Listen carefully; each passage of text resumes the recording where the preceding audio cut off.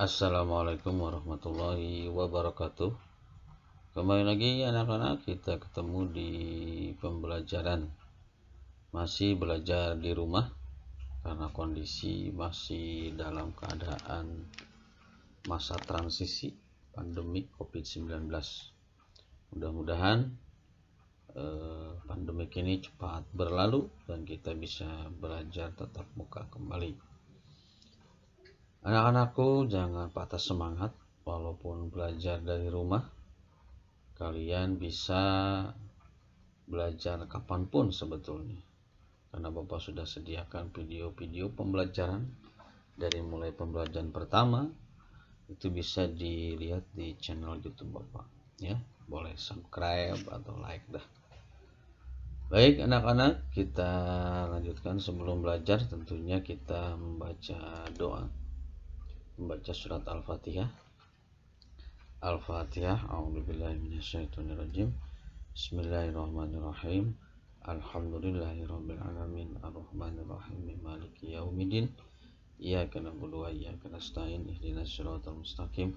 Siratal ladzina an'amta 'alaihim ghairil maghdubi 'alaihim waladdallin. Rabbighfirli. Amin. Allahumma shalli ala sayyidina Muhammad wa ala ali sayyidina Muhammad. Allahumma shalli ala sayyidina Muhammad wa ala ali sayyidina Muhammad. Allahumma shalli ala sayyidina Muhammad wa ala ali sayyidina Muhammad. Bapak tidak bosan-bosan mengingatkan kepada kalian untuk berperilaku hidup bersih dan sehat. Sering cuci tangan menggunakan sabun dan air yang mengalir. Apabila berpergian, kalian gunakan masker ya. Jaga jarak, jangan lupa. Hindari berkerumun supaya kita benar-benar bisa menjaga kesehatan kita sendiri ya. Mudah-mudahan kita semua diberikan kesehatan oleh Allah Subhanahu wa taala. Baik, selanjutnya menyanyikan lagu wajib. Silakan kelas 6 ini minimal ya 20 lagu wajib lah, harus hafal selama 1 tahun ya.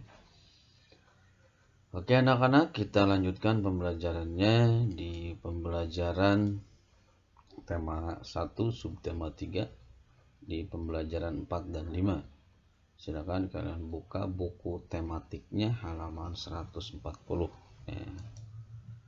Nah, ini adalah gambar Edo ya.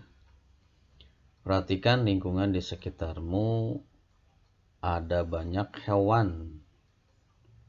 Tahukah kamu bahwa menyayangi hewan adalah wujud dari rasa syukur kita kepada Tuhan yang Maha Kuasa.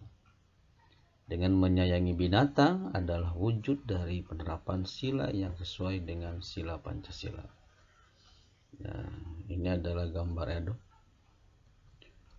Perhatikan, selanjutnya adalah ada bacaan cerita berikut. Ini berupa cerita gambar ya, cerita bergambar. Nah, ini cerita bergambar ini bisa disebut dengan komik ya. Untuk kalian sering baca komik ya.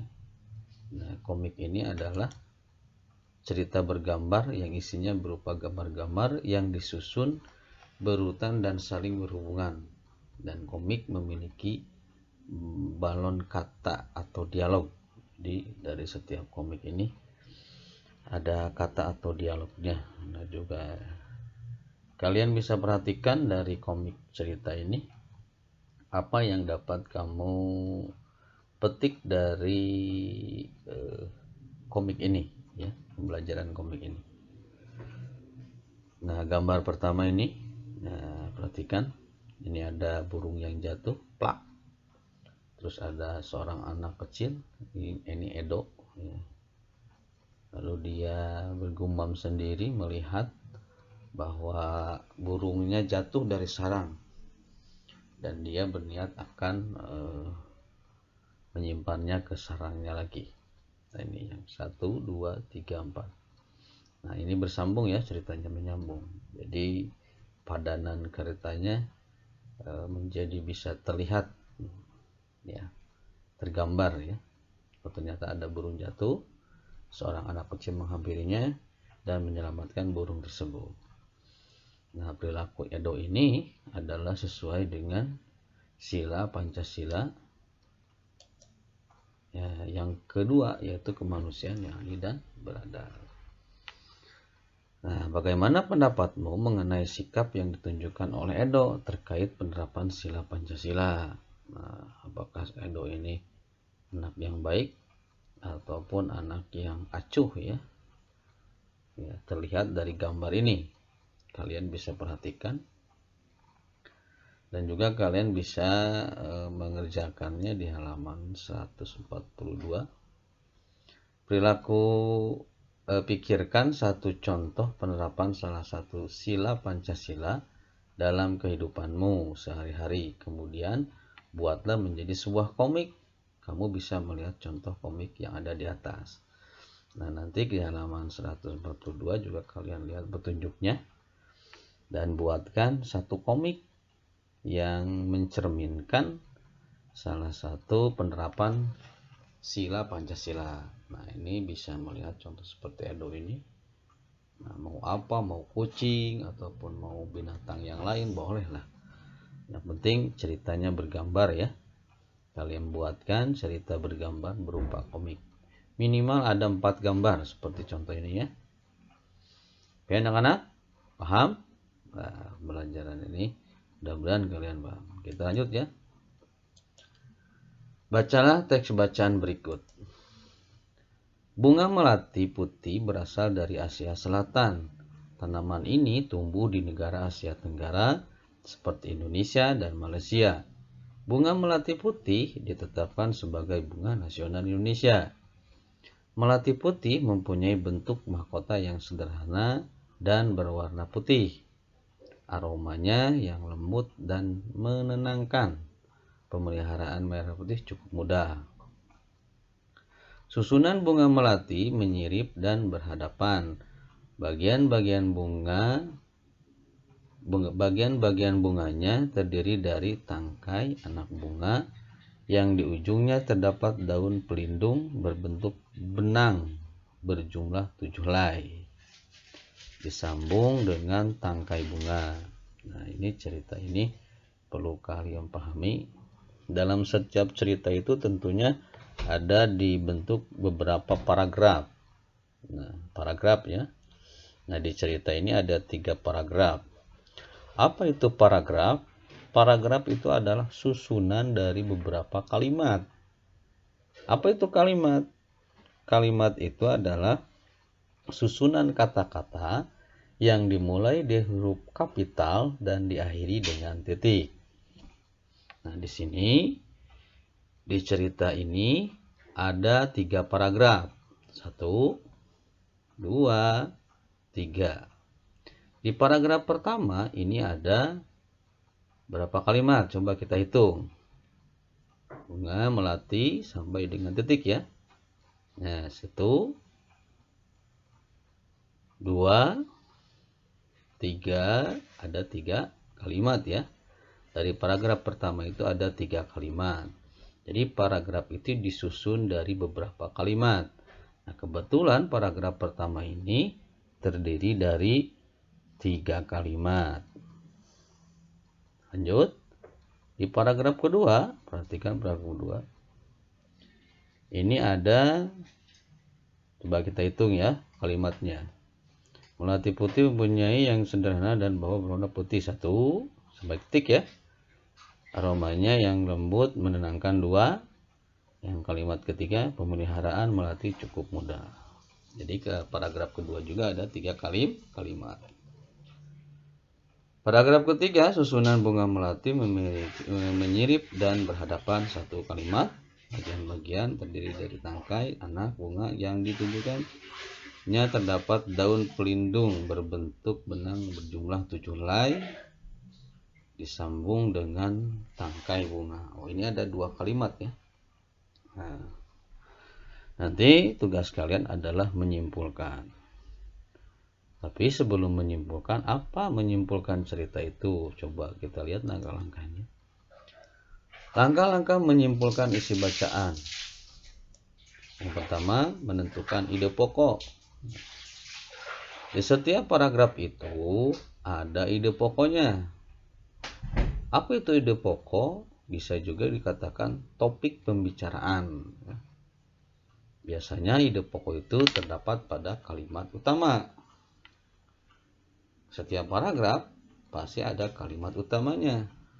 Kalimat utama dan kalimat penjelas. Kalimat utama sebagai topik pembicaraan dijelaskan oleh beberapa kalimat penjelas. Paham?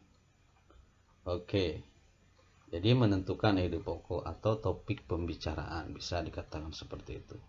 Yang kedua langkahnya adalah menentukan ide pendukung per paragraf. Jadi bisa ditambah dengan kata-kata yang lain dalam menentukan ide pokok ya. Ide pokok. Ada pendukung per paragrafnya supaya kita bisa menemukan ide pokoknya. Nah, ini biasanya anak-anak sedikit agak kesulitan dan menemukan ide pokok. Salah satunya kalian harus banyak baca, ya, sering membaca, dan bacanya juga lancar. Jangan lupa intonasi tanda bacanya juga diperhatikan. Jangan sampai koma ditubruk, titik ditubruk bacaannya ya. Jadi harus baik bacanya ya.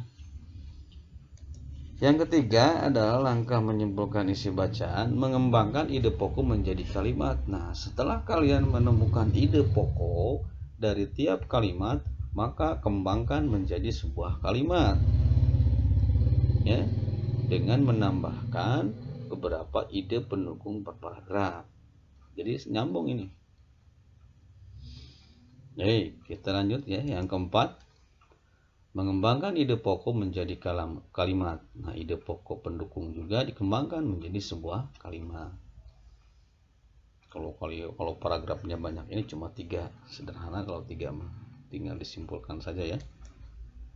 Yang kelima, menyusun kesimpulan berdasarkan ide pokok dan pendukung. Nah, setelah ide pokok dan pendukung dibuatkan kalimatnya, tinggal kalian gabungkan saja. Tentunya dengan menggunakan kata-kata yang bisa menyambungkan atau konjungsi katanya, pemilihan katanya harus benar ya. Syaratnya seperti tadi Bapak bilang, kalian harus banyak baca ya. Harus sering baca ya. Jangan malas baca ya. Oke. Nah, kalau sudah kalian paham tentang menyimpulkan isi bacaan, baru kalian bisa menuliskan kesimpulan pada bacaan di atas. Nah, jadi nanti kalian dalam tugasnya menyimpulkan di bacaan ini ya. Itu juga ada di buku tematik.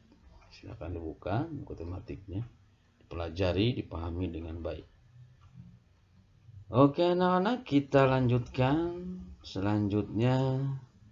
Nah, kita ada pembelajaran 5 ya. Pembelajaran 4 tadi sudah. Pembelajaran 5. Pembelajaran 5 itu ada kondisi yang berbeda mendorong negara-negara ASEAN untuk bekerja sama di berbagai bidang. ASEAN itu adalah negara-negara anggota di Asia Tenggara ya. ASEAN, negara ASEAN. Nah, kemarin sudah dijelaskan sejarah berdirinya ASEAN sudah ya. Tinggal kalian pelajari saja. Coba kita lihat latihannya. Thailand memiliki hewan yang bernama owak pileated. Hewan ini terbesar di hutan Thailand. Pileated hidup di atas pohon. Jumlah kerdil ini tinggal 32.000 ya. Jadi si owak pileated ini adalah kerak kerdil ya. Lalu kecil. Dan juga ya hewan kerak kerdil, bukan manusia saja yang kerdil, tapi ada ya. Mudah-mudahan kalian ini bisa menambah wawasan kalian. Thailand ya, yang terkenal dengan negara gajah putih atau pangkodanya. Thailand itu. Kalau di Malaysia terkenal itu bangunan Petronas ya, yang 2 menjulang itu. Kalau Indonesia yang terkenal adalah wisata Pulau Bali ya. Pulau Dewata. Baik, nah negara ASEAN memiliki flora dan fauna, hewan dan tumbuhan. Flora dan fauna ya. Flora dan fauna hewan dan tumbuhan langka. Kemarin di pembelajaran sebelumnya sudah dijelaskan beberapa hewan dan tumbuhan langka. Tinggal kalian baca saja atau diulang saja videonya. Kalau malas baca, biasanya suka malas baca sih anak-anak. Mulai sekarang untuk kedepannya kalian harus rajin membaca ya, supaya kalian menambah pengetahuan. Buku itu adalah gudangnya ilmu, kuncinya adalah membaca. Kalau kalian ingin berhasil, maka harus sering membaca. Sebagai pengetahuan saja untuk kalian, boleh dibaca ini.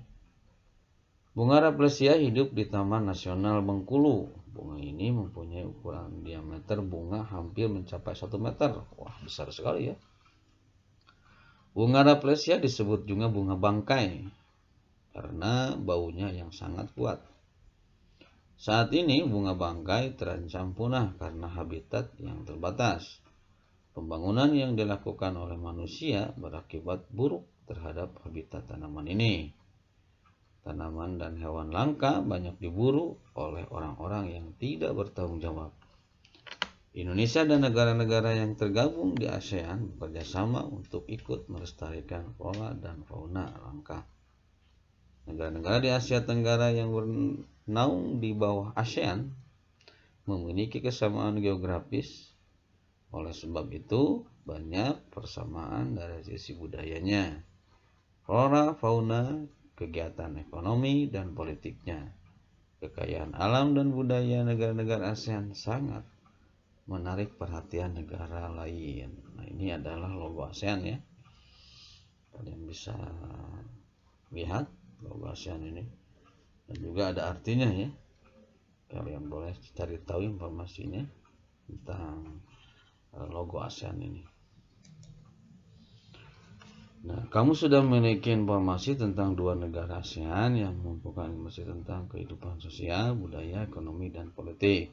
Ambillah seluruh informasi yang kamu miliki, tulislah informasi lengkap dari kedua negara ASEAN tersebut meliputi kehidupan sosial, ekonomi, dan politiknya.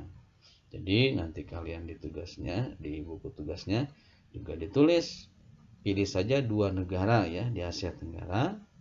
Ya, sebutkan kehidupan sosialnya, ekonomi, dan politiknya. Ini ya, 3 kata kunci ini. Baik anak-anak, kita lanjut ya. Oh, terima kasih. Ternyata terima kasih ya sudah belajar dengan Bapak di rumah. Tetap fokus dan semangat. Semoga kalian sehat selalu. Ya, menjaga kesehatan dan sukses selalu. Walaupun tidak bertatap muka dengan Bapak, tapi tidak mengurangi rasa semangat kita. Apalagi di hari kemerdekaan, di bulan kemerdekaan ini, tetap semangat. Merdeka. Assalamualaikum warahmatullahi wabarakatuh.